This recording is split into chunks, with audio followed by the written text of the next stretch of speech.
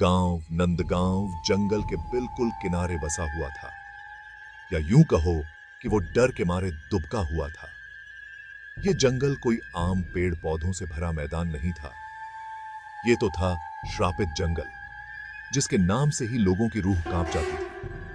गांव वाले अजीब रोशनियों, खौफनाक आवाजों और अनदेखी परछाइयों के बारे में फुसफुसाते थे।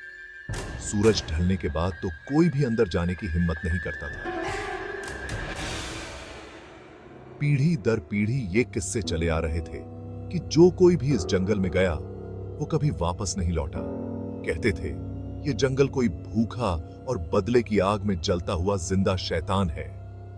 बच्चों को तो डराने के लिए इस जंगल की खौफनाक कहानियां सुनाई जाती थीं। बड़े तो बस इसके नाम से ही हाथ जोड़ लेते थे। ये श्रापित जंगल उनकी जिंदगी पर राज करता था, एक खामोश खतरनाक परछाई की तरह। लेकिन अर्जुन इन कहानियों पर हंसता था। 18 साल का एक जवान लड़का जिसके सर में सिर्फ दबंगई और खुद को साबित करने का जुनून सवार था। वो इन कहानियों को बूढ़ी औरतों की टोना टोटका समझता था, बस अंधविश्वास जिससे लोगों को डरा कर रखा जाता है। वो सबको दिखाएगा, वो उनके डर को खत्म कर देगा। उसने अपने दोस्तों विजय और दीपक को अपने इरादे से वाकिफ कराया। उनकी आंखें डर के मारे फटी की फटी रह गईं। पागल हो गया है क्या अर्जुन? विजय ने गिड़गिड़ाते हुए कहा। उसकी आवाज कांप रही थी। रात को तो वहां जाना आत्महत्या करने जैसा है। दीपक ने भी डर के मारे पीला पड़ा हुआ सहमति में सर हिलाया। लेकिन अर्जुन का इरादा पक्का था। बकवास, उसने ऐलान किया। हम खुद जाकर देखेंगे। हम रात इसी जंगल में बिताएंगे और सुबह सबूत के साथ वापस आएंगे कि यह सब बकवास है। और इस तरह अपने जवानी के अहंकार और एक टिमटिमाते लालटेन के सहारे वो तीनों अंधेरे में निकल पड़े। पोते जैसे ही उन्होंने जंगल की सीमा लांघी, हवा भारी हो गई। उनके बीच चल रही हंसी मजाक थम गई। उसकी जगह एक अजीब सी खामोशी ने ले ली। पेड़ पुराने और टेढ़े मेढ़े उन पर झुके हुए थे।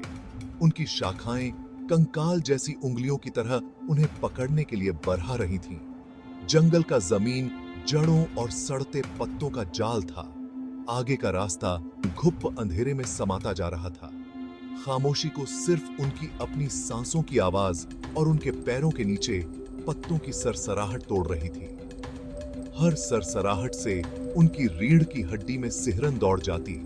टहनी के टूटने की आवाज से वो चौंक जाते। जितना अंदर वो जाते गए, अंधेरा और घना होता गया। हवा में एक अनदेखी दहशत घुलती गई। ऐसा लग रहा था जैसे जंगल उन्हें देख रहा है, उनका इंतजार कर रहा है। पता नहीं कितने घंटे भटकने के बाद वो एक खुले मैदान में पहुंचे। बीच में एक पुराना पत्थर का मंदिर था, जिसकी नक्काशी समय और मौसम की मार से मिट चुकी थी। चांदनी उस टूटे हुए मंदिर पर एक अजीब सी रोशनी डाल रही थी, जिससे भूली बिसरी देवताओं की विकृत आकृतियां दिखाई दे रही थीं। रात की गर्मी के बावजूद उन्हें ठंड लगने लगी। यही वो जगह होगी जिसके बारे में गांव वाले बात करते हैं, दीपक ने फुसफुसाते हुए कहा। उसकी आवाज में डर साफ झलक रहा था। किंवदंती थी कि यह मंदिर श्रापित है, बुरी शक्तियों का अड्डा। अर्जुन का बनावटी साहस अब जवाब देने लगा था। उसे भी बेचैनी महसूस हो रही थी। वह एक अजीब सी उत्सुकता से खींचता चला गया। अंदर एक ही पत्थर की मूर्ति एक चबूतरे पर रखी हुई थी। उसकी आकृतियां परछाई में छिपी हुई थीं। जैसे ही अर्जुन ने उसे छूने के लिए हाथ बढ़ाया, रात के सन्नाटे को चीरती हुई एक रूह कंपा देने वाली चीख गूंज उठी।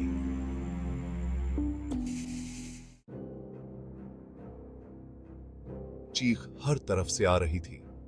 ऐसा लग रहा था जैसे वो हवा में तैर रही हो। वो खुले मैदान में गूंजती रही, खामोश पेड़ों से टकराकर वापस आ रही थी। रात के सन्नाटे में और भी भयानक लग रही थी। अर्जुन जैसे बिजली का झटका लगने से पीछे हट गया। उसका दिल जोर जोर से धड़क रहा था।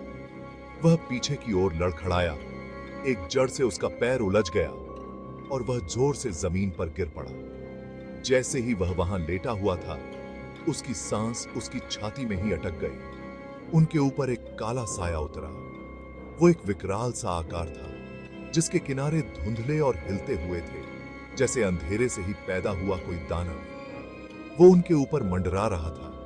उसकी आंखें एक भयानक लाल रोशनी से चमक रही थीं। उन पर दहशत हावी हो गई, एक ऐसी दहशत जिसका सामना उन्होंने पहले कभी नहीं किया था। वो पीछे हटे, उनकी रगों में खून जम सा गया। भागो! आखिरकार अर्जुन अपने मुंह से शब्द निकाल पाया। वह लड़खड़ाते हुए अपने पैरों पर खड़ा हुआ। उन्हें दोबारा कहने की जरूरत नहीं पड़ी। दहशत ने उन्हें तेज गति दी और वो मुड़े और अंधेरे में भागे। वो जीव फिर चीखा। उसकी आवाज पेड़ों के बीच उनका पीछा कर रही थी। टहनियां उनके चेहरे पर चाबुक की तरह लग रही थी। कांटे उनके कपड़े फाड़ रहे थे, लेकिन उनकी हिम्मत नहीं हो रही थी कि वो रुकें। ऐसा लग रहा था जैसे जंगल भी उनके खिलाफ हो गया है। पेड़ उन पर गिर रहे थे, रास्ता घूम रहा था, उन्हें सुरक्षा से दूर ले जा रहा था। वो उस जीव की आवाज सुन सकते थे। उसकी भारी सांसें अब और करीब थीं। उनके फेफड़े फटने लगे थे। उनके पैर जवाब देने लगे थे, लेकिन वो रुक नहीं सकते थे। कम से कम तब तक नहीं जब तक वो इस श्रापित जगह से बाहर नहीं निकल जाते। वो पेड़ों से बाहर निकले, हांफते हुए, उनके कपड़े फटे हुए, उनके चेहरे पर पसीना और डर साफ दिखाई दे रहा था। वो तब तक नहीं रुके जब तक वो गांव के बाहरी इलाके तक नहीं पहुंच गए। सुबह की पहली किरण से आसमान हल्के भूरे रंग में रंग गया था। ओस से भीगी घास पर गिर पड़े। वो बहुत देर तक वैसे ही पड़े रहे। उनकी छाती तेजी से उठ और गिर रही थी।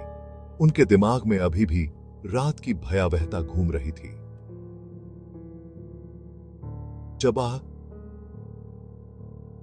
आखिरकार उनकी आवाज लौटी तो वो अपनी आपबीती सुनाने लगे, एक दूसरे की बात काटते हुए, जल्दी जल्दी में, अपने आतंक के बोझ को बांटने के लिए। लेकिन जैसे ही वो बोल रहे थे, उनके मन में शक पैदा होने लगा। वहां कोई पैरों के निशान नहीं थे, कोई टूटी हुई टहनियां नहीं थीं। ऐसा कोई निशान नहीं था कि वो कभी वहां थे भी। उनके अपने डर के सिवा चंसी कांदे काती जंगल ने अपने राजा अपने पास ही रखे। उनकी आपबीती जंगल की आग की तरह पूरे गांव में फैल गई। कुछ लोगों ने संदेह के साथ सुना, अपना सर हिलाया और जवानी की मूर्खता के बारे में बुदबुदाते रहे। अन्य, जिनके चेहरे पर डर साफ दिखाई दे रहा था, हर शब्द पर विश्वास किया।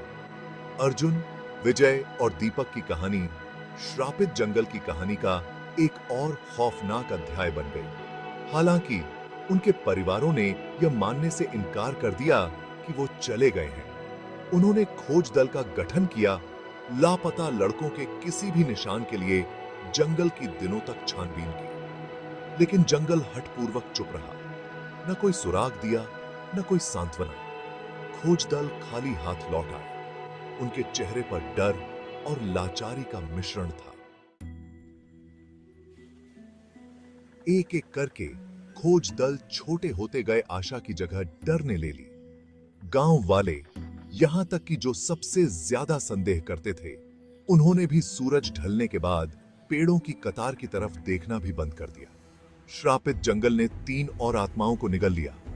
वो फुसफुसाते, उनकी आवाजें धीमी हो गई थीं। डर और अनुत्तरित प्रश्नों से किंवदंती और मजबूत हो गई थी। जो लोग जंगल के किनारे के पास जाने का साहस करते थे, उन्होंने दावा किया कि उन्होंने हवा में फुसफुसाहट सुनी। फुसफुसाहट जो संदेहास्पद रूप से लापता लड़कों के नाम जैसी लग रही थी। दूसरों ने कसम खाई कि उन्होंने रात में पेड़ों के बीच टिमटिमाती हुई रोशनी देखी, रोशनी जो उन्हें करीब बुला रही थी। श्रापित जंगल वैसे ही बना रहा। गांव के किनारे एक खामोश, खतरनाक मौजूदगी, अवज्ञा की कीमत और डर की ताकत का एक निरंतर अनुस्मारक। अर्जुन, विजय और दीपक फिर कभी नहीं दिखे। उनकी कहानी एक शिक्षाप्रद कहानी बन गई, जो सर्द रातों में टिमटिमाते हुए तेल के लैंप के चारों ओर फुसफुसाई जाती थी। श्रापित जंगल ने उन्हें अपना बना लिया था, जैसे उसने उनसे पहले अनगिनत अन्य लोगों को अपना बनाया था। और जैसे ही गांव वालों ने अंधेरे और खामोश पेड़ों की ओर देखा, वे जानते थे कि श्राप अभी भी कायम है।